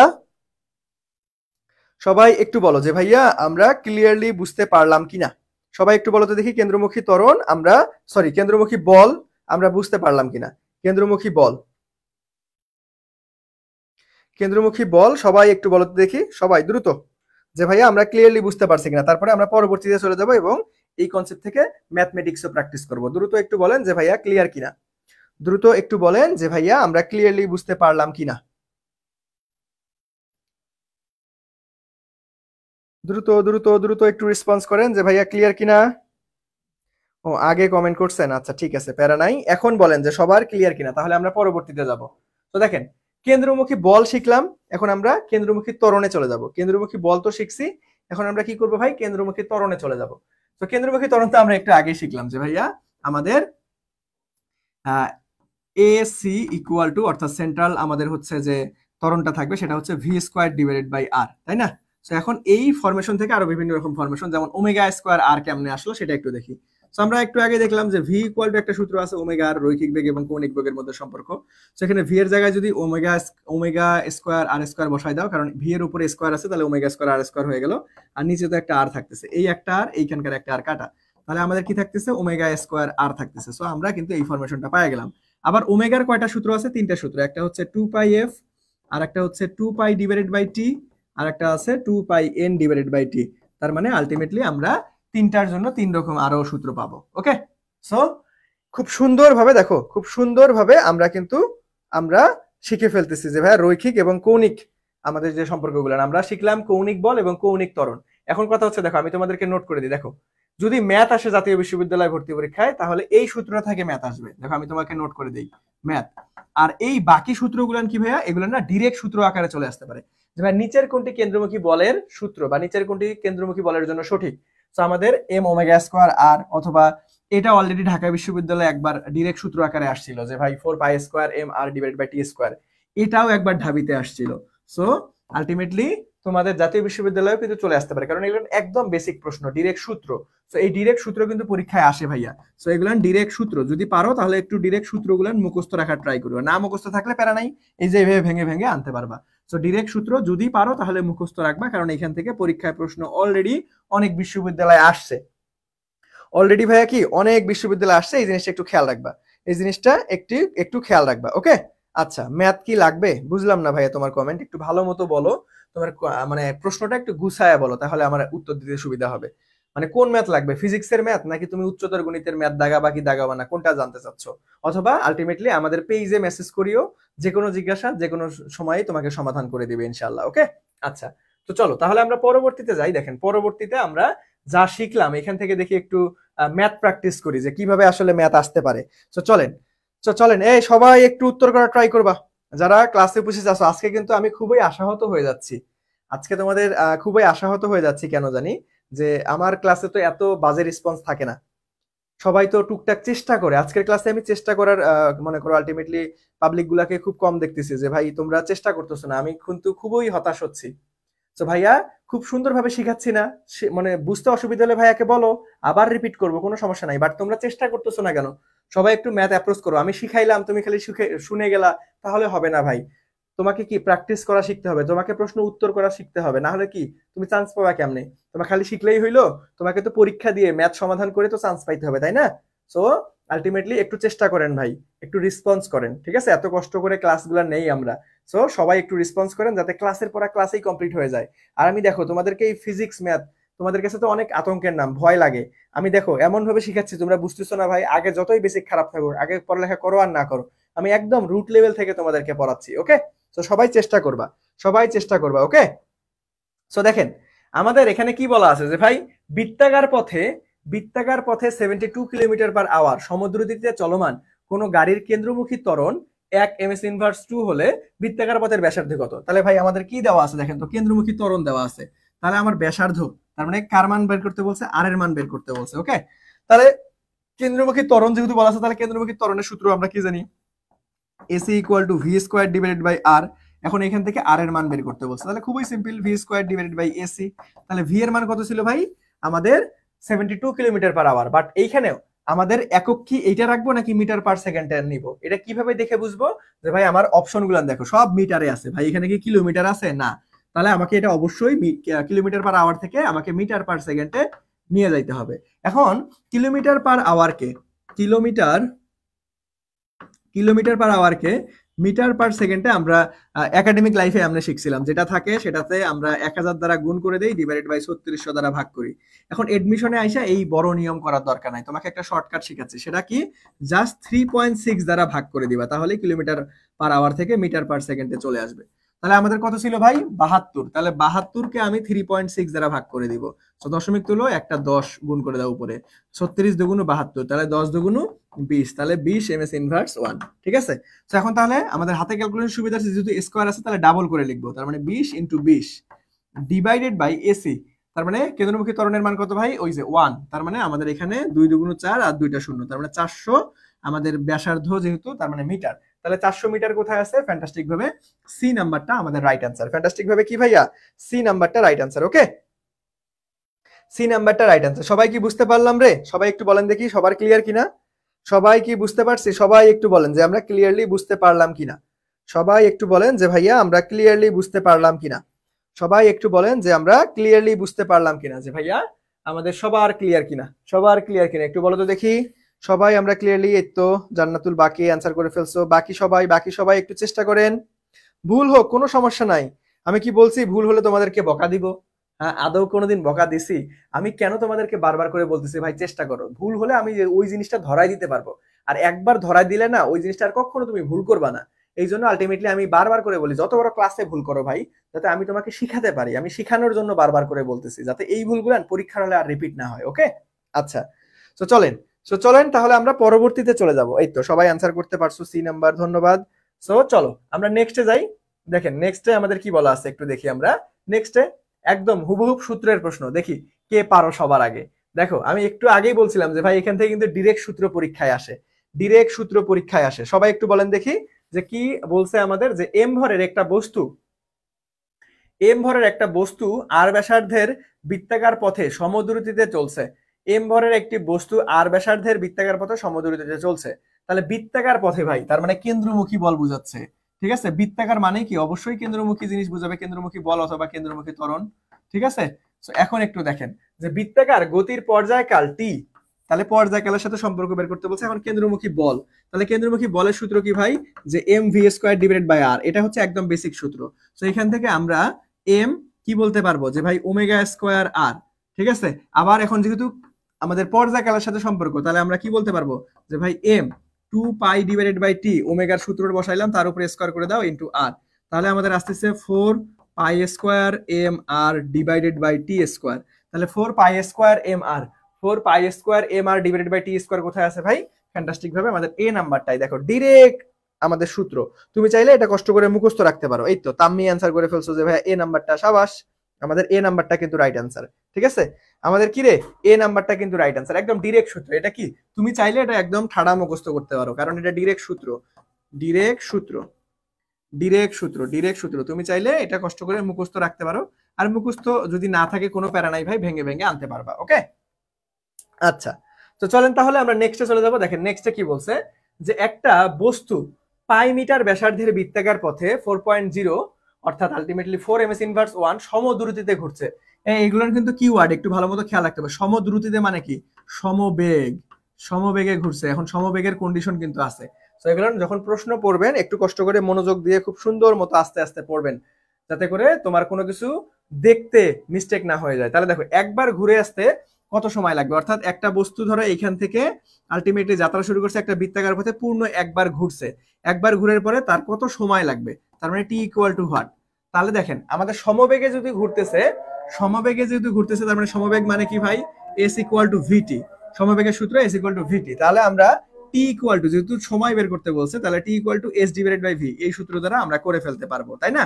এখন কথা হচ্ছে যে ভাই এস এর মান কত, ভি এর মান তো দেওয়া আছে ভাই, ভি হচ্ছে আমাদের কত 4 ms ইনভার্স 1, বাট এস স্মরণ কতটুকু হয়েছে, স্মরণ কতটুকু হয়েছে এটাকে আপনি বুঝবো। দেখেন খুব সুন্দর একটা প্রশ্ন, এটা কিন্তু একদম হুবহু পরীক্ষায় আসার মতো একটা প্রশ্ন, খুবই কোয়ালিটিফুল প্রশ্ন, একটু মনোযোগ দেন। একটা বৃত্তাকার পথে বস্তু ধরেন এই পথ থেকে যাত্রা শুরু করে ঘুরে ঘুরে ঘুরে ঘুরে ঘুরে ঘুরে এই পথে আসলে কতটুকু আমাদের পথ অতিক্রম করবে, এক পথ থেকে যাত্রা শুরু করে আর এক পথ একদম ঠিক ওই পথে আসতে বৃত্তের পরিধির সমান, কিসের সমান ভাই, বৃত্তের পরিধির সমান, বৃত্তের পরিধির পরিধির সমান দূরত্ব কিন্তু অতিক্রম করে। তাহলে বৃত্তের পরিধি নির্ণয় সূত্র কি ভাই, 2πr, আর এটাই কিন্তু আমরা এস এর জায়গায় লিখতে পারবো কারণ এতটুকুই স্মরণ মূলত হয়েছে। তাহলে দেখেন এই যে এখানে লেখো 2πr R divided by V, তাহলে মান বসাই দাও। 2π, আর এর মান কত ভাই, কত মিটার ব্যাসার্ধের, পাই মিটার ব্যাসার্ধের, তাহলে আমরা এখানে আরো একটা গুণ অবস্থায় পাই থাকবে, ডিভাইডেড বাই ভি, ভি এর মান কত ভাই 4, তাহলে 4 বসাই দাও, তাহলে এখানে কত 2 2 4, তাহলে আমাদের অ্যান্সার কত আসতেছে পাই ইনটু পাই, তাহলে পাই স্কয়ার হয়ে যাবে ডিভাইডেড বাই 2, যেহেতু সময় তার মানে একক হচ্ছে সেকেন্ড, তাহলে পাই স্কয়ার ডিভাইডেড বাই 2 এটাই হচ্ছে আমাদের অ্যান্সার। কোথায় আছে পাই স্কয়ার ডিভাইডেড বাই 2, দেখেন আমাদের বি নাম্বারটা কিন্তু রাইট অ্যান্সার, যে ভাইয়া pi square divided by 2, B নাম্বারটা আমাদের রাইট অ্যান্সার, যে ভাইয়া pi square divided by 2, pi square divided by 2 এটাই হচ্ছে আমাদের কাঙ্ক্ষিত রাইট অ্যান্সার। খুবই খুবই খুবই গুরুত্বপূর্ণ, আমি একটু 3 স্টার দিয়ে নেই, এই প্রশ্নটা হুবহু পরীক্ষায় কমন পাইতে পারো, তোমাদের জাতীয় বিশ্ববিদ্যালয় ভর্তি পরীক্ষায় হুবহুব কমন পাইতে পারো, হুবহুব কমন পাইতে পারো। ওকে, সো এই জিনিসটা একটু খেয়াল রাখবা, এই জিনিসটা ভাইয়া একটু খেয়াল রাখবা। সবার ক্লিয়ার, সবার ক্লিয়ার রে, সবাই আমরা ক্লিয়ারলি বুঝতে পারলাম কিনা একটু বলো দেখি, সবার ক্লিয়ার কিনা, আমরা নেক্সটে চলে যাব তাহলে। সো দেখেন নেক্সটে ব্যাংকিং কোণ, রাস্তার ব্যাংকিং কোণ, এইটাও মোটামুটি একটু লেস ইম্পর্টেন্ট। দেখো আমি কিন্তু তোমাদেরকে নোট ডাউন করে দিচ্ছি কোনটা লেস ইম্পর্টেন্ট কোনটা ভেরি ভেরি ইম্পর্টেন্ট, যখন রিভিশন দিবা তখন এই জিনিসগুলো একটু খেয়াল রাখবা। ওকে, তো দেখেন ব্যাংকিং কোণ, ব্যাংকিং কোণ মানে মূলত কি, যে ভাই রাস্তার বাঁক, দেখবা যে পাহাড়ি অঞ্চলের বাঁকগুলো আলটিমেটলি অনেক খাড়া খাড়া বাঁক হয়। সো আলটিমেটলি তুমি যদি স্পিডে ঘুরাইতে যাও গাড়ি বা আলটিমেটলি সাইকেল বা মোটর সাইকেল, তখন কি স্লিপ খেয়ে তোমার দুর্ঘটনা ঘটানোর সম্ভাবনা থাকে।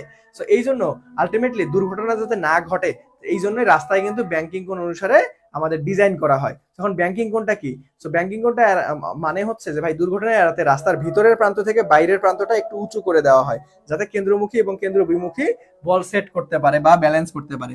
ধরেন এটা আমাদের রাস্তার প্রান্ত ছিল, দেখো এতটুকু এইচ পরিমাণ উঁচু করে দিছি, তখন আমরা ঘুরবে গাড়িটা, তখন আলটিমেটলি যাতে কেন্দ্রমুখী এবং কেন্দ্র বিমুখী বল ব্যালেন্স করে, যাতে স্লিপ খেয়ে না পড়ে যায়। ঠিক আছে, সো এটাই মূলত আমাদের ব্যাংকিং কোণ। সো দেখেন আমাদের এটাকে যদি আমরা রাস্তার প্রস্থ মানে কতটুকু চওড়া এবং কতটুকু উঁচা করছি এইচ পরিমাণ উঁচা, তাহলে এই যে এই থিটাটাই মূলত আমাদের ব্যাংকিং কোণ, থিটাটাই মূলত ব্যাংকিং কোণ।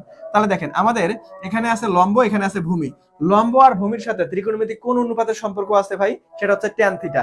ট্যান থিটা মানে আমরা লম্ব ডিভাইডেড বাই ভূমি জানি, তাহলে tan theta equal to H divided by X লিখতে পারবো। সো এখান থেকেও একটা ব্যাংকিং কোণ বের করতে পারবো, যে ভাই theta equal to tan inverse H divided by X. যদি প্রশ্নে তোমার উচ্চতা এবং রাস্তা কতটুকু চওড়া বা প্রশস্ত কতটুকু সেটা দেওয়া থাকে, তাহলে ব্যাংকিং কোণ নির্ণয়ের সূত্র হচ্ছে theta equal to tan inverse H divided by X.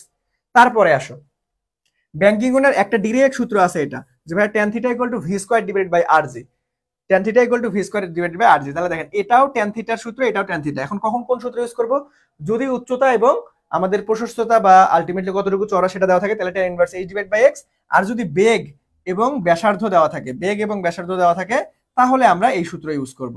So কখন কোন সূত্র ইউজ করতে হবে এটা তোমার প্রশ্নের কিওয়ার্ড, প্রশ্নের কিওয়ার্ড বলে দিবে, প্রশ্নের কি ভাই, প্রশ্নের উপাদানটাই বলে দিবে কখন কোন প্রশ্ন।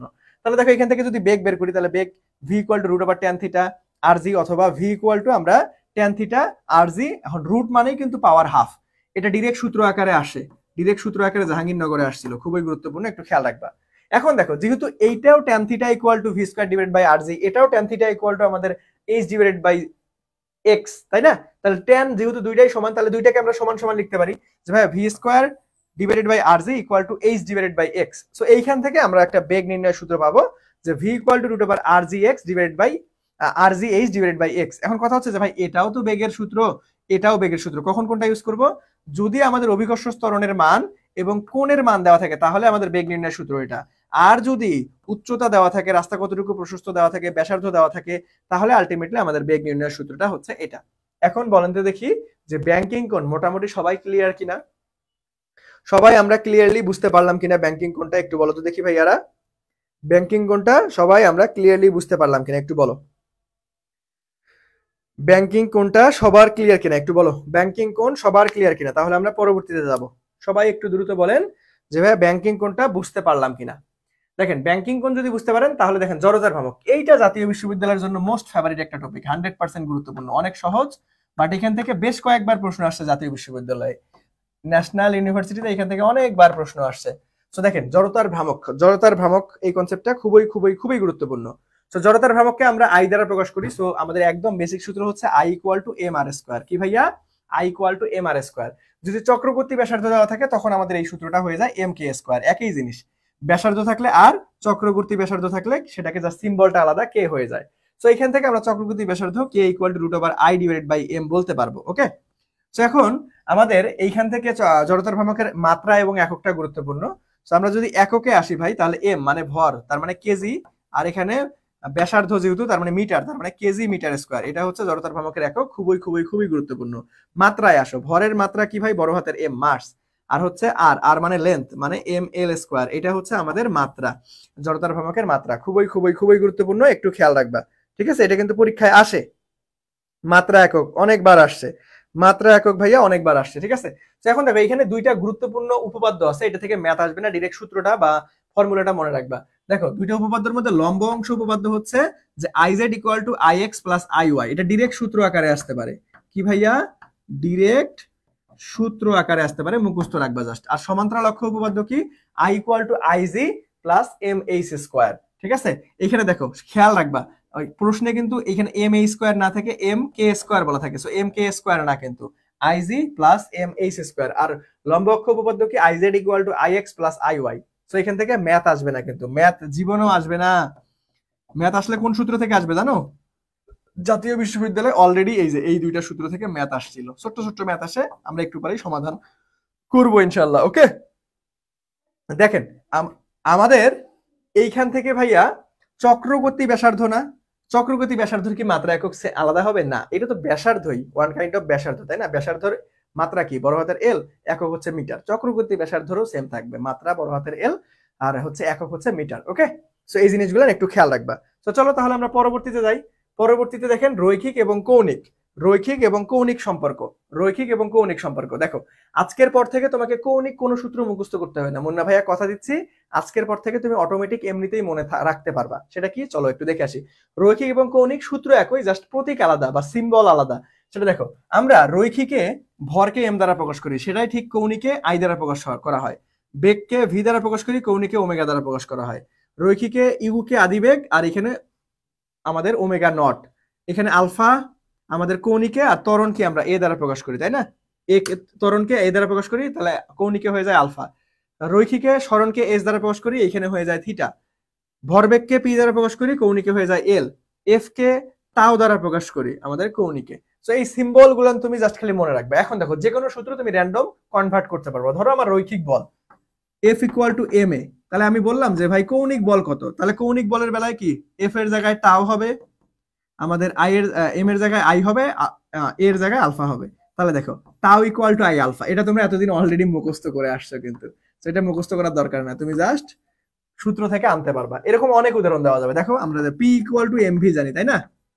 সো এখানে আমরা কি পি এর জায়গায় এল লিখতে পারবো, এম এর জায়গায় আই, ভি এর জায়গায় ওমেগা, তাহলে এল ইকুয়াল টু আই ওমেগা। এটা অনেক গুরুত্বপূর্ণ সূত্র, তুমি অলরেডি মুখস্থ করছিলা, বাট এটা মুখস্থ করার প্রয়োজন হয় না।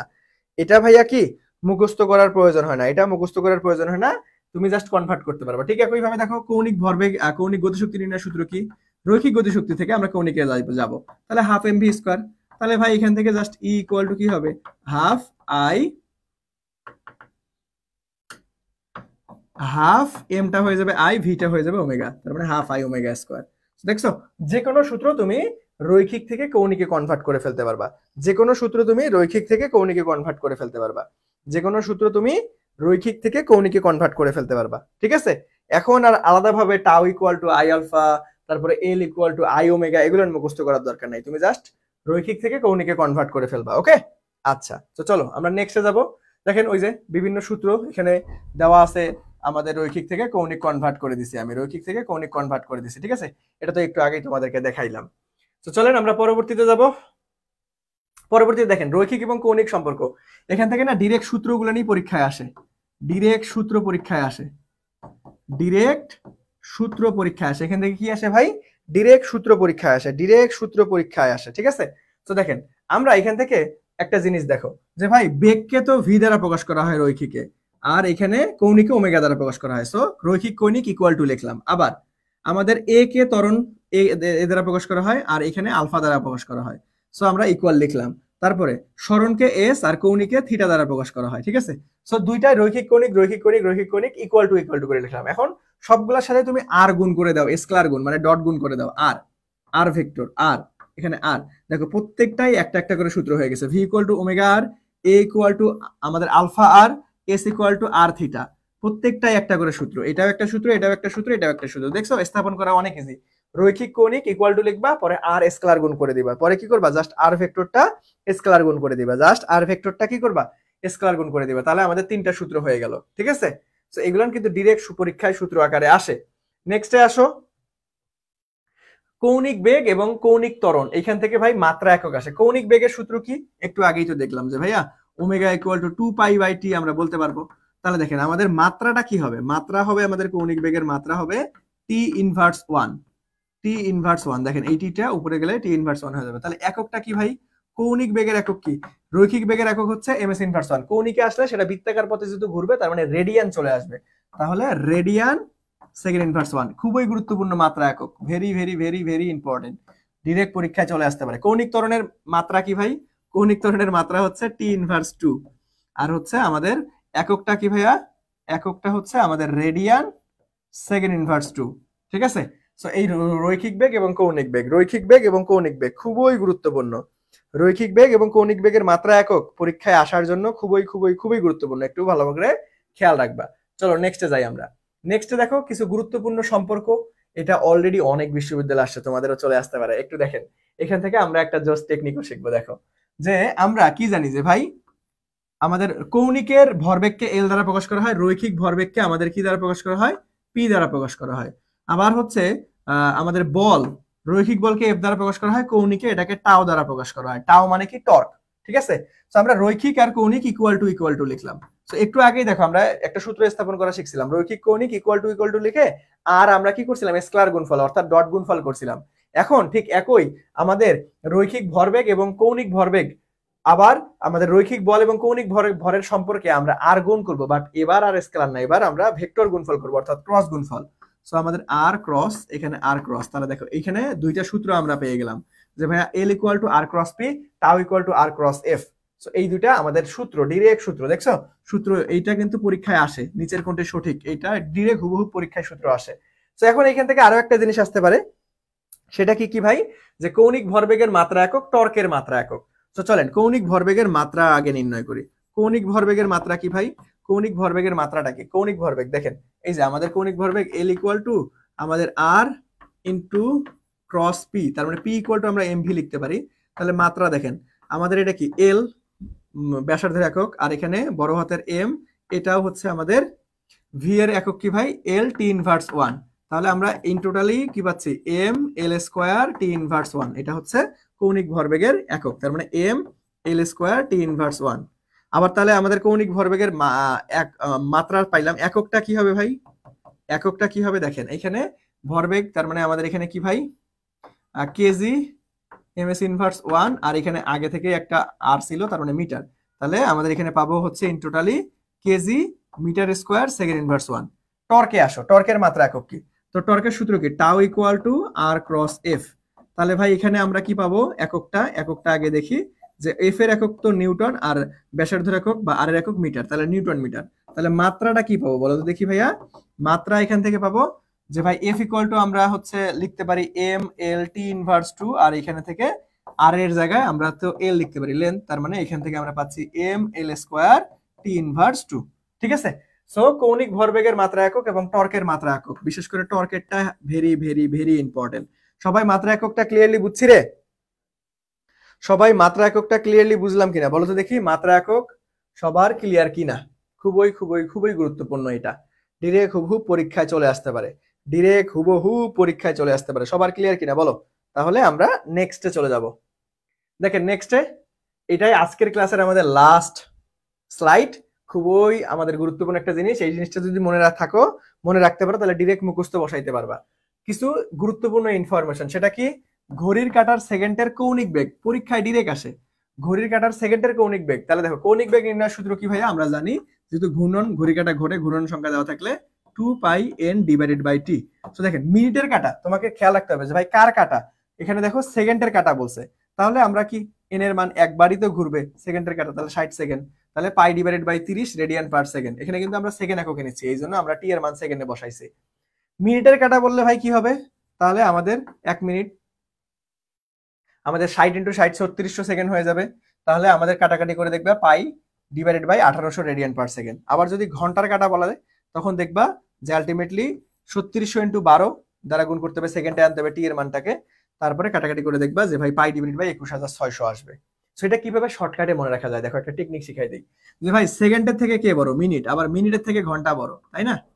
তো এখন প্রত্যেকটা প্রশ্নের উত্তরই কিন্তু দেখবা যে π/, আছে। তাহলে π/, দেখেন π/, আমাদের 60, আমাদের 30, π/30। এখন 30-এর থেকে কে বড়? 1800 বড়। তাহলে এইটার এই যে মিনিটের বেলায় π/1800। আবার 1800 থেকে কে বড়? 21600। তাহলে এইটার বেলায় আমাদের 21600। ঠিক আছে? আমাদের সেকেন্ডের মান এটা, মিনিটের মান এটা, ঘন্টার মান এটা। সো এইভাবে তুমি শর্টকাটে মনে রাখতে পারবা। এভাবে তুমি ভাইয়া শর্টকাটে মনে রাখতে পারবা। দেখো খুব সুন্দরভাবে, এগুলো কিন্তু ডিরেক্ট এমসিকিউ। তুমি জাস্ট যে কোনো কোশ্চেন ব্যাংক খুলো, যে কোনো পাবলিকেশনের বই খুলো, দেখবা যে কয়েকবার বিভিন্ন ইউনিভার্সিটিতে ডিরেক্ট এমসিকিউ আকারে আসছে। তুমি দেখা মাত্রই মুখস্থ অ্যান্সার বসায় দিতে পারবা। তাহলে তোমার টাইম ম্যানেজমেন্ট ঠিক থাকবে। দেখো বিশ্ববিদ্যালয় ভর্তি পরীক্ষায় তুমি পারো, শুধু পারলেই হবে না, তোমাকে টাইম ম্যানেজমেন্ট ঠিক রেখে সর্বোচ্চ দাগাইতে হবে। ধরো তুমি একটা জিনিস পারো, বাট একটা প্রশ্ন সমাধান করতে তোমার 5 মিনিট লাগতেছে, হবে না। তোমাকে টাইম ম্যানেজমেন্ট ঠিক রেখে খুব সুন্দরভাবে সর্বোচ্চ সংখ্যক দাগায় আসতে হবে, চান্স পাইতে হবে। ওকে? তো দেখো আমরা খুব সুন্দরভাবে নিউটনের বলবিদ্যা পুরো অধ্যায়টা 2টা ক্লাসের মাধ্যমে শেষ করলাম। সো আলহামদুলিল্লাহ আমাদের নিউটন বলবিদ্যা A to Z শেষ। তো সবাই এখন একটু বলেন যে ভাইয়া আপনারা ক্লাসটা 100% বুঝতে পারলেন কিনা এবং ক্লাস কেমন লাগতেছে আপনাদের। দেখো আমরা কিন্তু অধ্যায় ভিত্তিক ক্লাসে ঢুকে পড়ছি, আমরা নিউটন বলবিদ্যা ফিজিক্সে শেষ করে ফেললাম, আমাদের হচ্ছে উচ্চতর গণিতে সরলরেখা হয়েছে। সো মোটামুটি অন্যান্য সাবজেক্টের ক্লাসগুলো খুব সুন্দরভাবে চলমান। তো সবাই একটু বলেন আমাদের দেশ জাতীয় বিশ্ববিদ্যালয় ভর্তি কোচিং এর ক্লাসগুলো আপনাদের কেমন লাগতেছে? ক্লাসগুলো আপনাদের কেমন লাগতেছে? সবাই একটু আমাকে জানান দেখি ভাইয়া যে আমাদের ক্লাস আপনাদের কেমন লাগতেছে। সবাই 100% সবকিছু বুঝতে পারতেছি তো? সবাই একটু বলো যে ভাইয়া ক্লিয়ার কিনা। সবাই একটু বলো যে ভাইয়া ক্লাস কেমন লাগতেছে, মোটামুটি আমরা সবাই সবকিছু বুঝতে পারতেছি কিনা। ওকে ভাইয়া আমার নাম হচ্ছে এমডি মনিরুজ্জামান মুন্না। ঠিক আছে? এমডি মনির, আচ্ছা দাঁড়াও আমি হচ্ছে এখানে একটা কমেন্ট করে দেই। দেখো কমেন্ট করে দিছি, হ্যালো। ওকে ক্লাসগুলো আলহামদুলিল্লাহ ভালো লাগতেছে। ওকে ভাইয়া আমার একটা কোশ্চেন আছে। হ্যাঁ কোশ্চেন করেন, কোনো সমস্যা নাই, কোশ্চেন করেন। আমাদের ক্লাস শেষ, এখন আপনাদের যত প্রশ্ন আছে সবগুলা প্রশ্নই আমি নিব। সবাই বলেন। ওকে আলহামদুলিল্লাহ আপনার ক্লাসগুলো খুব ভালো লাগে। ওকে তাম্মি ধন্যবাদ। আচ্ছা সো আমরা দেশের টিচার প্যানেলে যারা আছে আমরা কিন্তু সবাই সর্বোচ্চ চেষ্টাটা করতেছি তোমাদের খুব সুন্দরভাবে কম্প্যাক্ট ওয়েতে তোমাদের জাতীয় বিশ্ববিদ্যালয় ভর্তি প্রস্তুতি একদম A to Z ক্লিয়ার করে দেওয়া। ঠিক আছে? আমাদের এইখানকার টিচার আলহামদুলিল্লাহ সবাই ওয়েল আলটিমেটলি হচ্ছে এক্সপিরিয়েন্স। ঠিক আছে? আমরা বিভিন্ন বাংলাদেশের স্বনামধন্য অফলাইন প্রতিষ্ঠান, অনলাইন প্রতিষ্ঠান অনেক বছর থেকে পড়াচ্ছি। ইভেন আমি বেশ কয়েকটা জায়গায় ক্লাস নেই। ইউসিসিতে ফার্মগেটে, যারা ফার্মগেট ব্রাঞ্চে আলটিমেটলি হচ্ছে ক্লাস করেছো তারা আমার ক্লাস পেয়েছো। আবার ইউসিসিতে অনলাইনেও আমি ক্লাস নিয়েছি।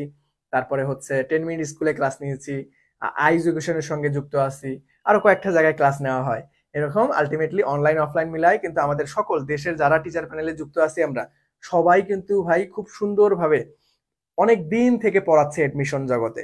সো আপনারা কি পড়াগুলো আদায় করে নেবেন, ক্লাসের বাইরে কিচ্ছু আসবে না। আমি অন্তত আমার সাবজেক্টে কথা দিচ্ছি যে ক্লাসে যা শিখাচ্ছি এতটুকু 100% তুমি যদি ইনশিওর করতে পারো যে ভাই যা শিখাচ্ছেন আপনি, আমি ভুল করবো না পরীক্ষায় আসলে, আমি তোমাকে লিখে দিব, তুমি টপ র্যাঙ্কিং এ চান্স পাবা ইনশাআল্লাহ। ওকে সো কি বলছো দেখি।